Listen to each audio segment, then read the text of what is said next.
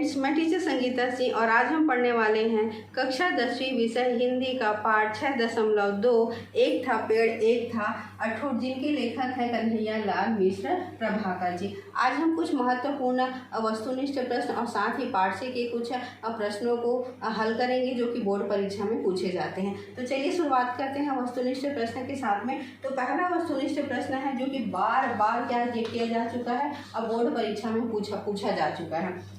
पेड़ का ठूठ प्रतीक है, किसका प्रतीक है? दृढ़ता का, जड़ता का, स्थिरता का, निर्जीवता का। तो पेड़ का ठूठ प्रतीक है, स्थिरता का प्रतीक है। मोस्ट इंपॉर्टेंट प्रश्न है। आगे देखते हैं। बांझ के हरे भरे पेड़ प्रतीक हैं जीवंतता के, जड़ता के, निर्जीवता के कि स्थिरता के। तो बांझ के हरे भरे पेड़, ये भी मोस्ट इंपॉर्टेंट प्रश्न है, कई बार इसे भी बोर्ड परीक्षा में पूछा जा चुका है। तो बांझ के हरे भरे पेड़ जो प्रतीक हैं, किनके प्रतीक हैं? जीवंतता के प्रतीक हैं। आगे देख लेते हैं। नाशवान का विलोम शब्द है अशाश्वत, नश्वर, क्षणभंगुर, अशाश्वत। तो नाशवान का अर्थ क्या होता है? नष्ट होने वाला। तो इसका उल्टा शब्द क्या हो जाएगा? अशाश्वत हो जाएगा। आगे देख लेते हैं।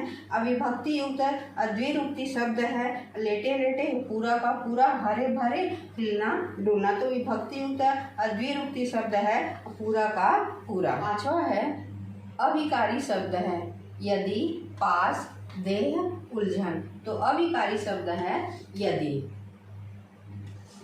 आगे देखते हैं। वह खिड़की के सामने ही खड़ा था, वाक्य में अनिपात है। वह सामने ही के, तो इसका उत्तर क्या हो जाएगा? ही। आगे देख लेते हैं। अविकारी शब्दों के रूप में क्या होता है? परिवर्तन होता है, परिवर्तन नहीं होता है, अर्थ में बल होता है, अर्थ परिवर्तित होता है। तो अविकारी शब्दों के रूप में परिवर्तन नहीं होता है। अथवा वे शब्द जो वाक्यांश में प्रयुक्त होकर अर्थ को विशेष बल देते हैं कहलाते हैं अविकारी, विकारी, निपात, रूढ़। तो वे शब्द जो वाक्यांश में प्रयुक्त होकर अर्थ को विशेष बल देते हैं उसे कहा जाता है निपात। आगे देखते हैं। किसी पर उपकार करना के लिए उपयुक्त शब्द है कृतज्ञ, कृतार्थ, अप्रत्युपकार, अपकार। तो उत्तर हो जाएगा कृतार्थ। आगे देख लेते हैं। एक था पेड़ एक था ठूठ पाठ की विधा है, कहानी है, व्यंग है, निबंध है, एकांकित। इसका उत्तर तो सबसे पहले ही मैं बता चुकी हूँ कि एक था पेड़ और एक था ठूठ पाठ की कौन सी विधा है? निबंध है।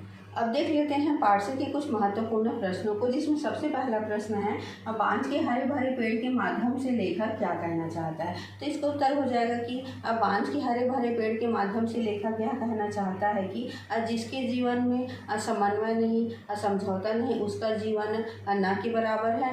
हिलना डुलना, समझौता करना। हरे भरे पेड़ हमें यही बतलाता है कि जीवन में जड़ता है, स्थिरता ठूठ के समान है। अब देख लेते हैं प्रश्न दूसरा को। हमारे विचार लचीले और समन्वयवादी क्यों होने चाहिए? तो इसका उत्तर हो जाएगा कि अगर हमारे विचार लचीले और समन्वयवादी हो जाएंगे तो प्रत्येक क्षेत्र में हम सफलता प्राप्त कर सकते हैं। प्रश्न तीसरा। बांझ के हरे भरे पेड़ और ठूठ किस मानवीय भाव को प्रकट करते हैं? अपने शब्दों में लिखिए। तो बांझ के हरे भरे पेड़ समन्वय और समझौता के प्रतीक है, साथ ही ठूठ निर्जीवता और अड़ियलता का प्रतीक है। अब आगे देख लेते हैं प्रश्न चौथा को। दृढ़ता और जड़ता में फर्क को पाठ में किस प्रकार से बताया गया? उदाहरण के साथ स्पष्ट कीजिए। तो दृढ़ता अपने आप में पूर्ण होना या स्पष्ट होना है, किंतु जड़ता जिद्दी या अड़ियलता की निशानी है। और पाठ में लेखक ने इसे जीवन को दृढ़ बताया है और आत्मा को जड़ बताया है।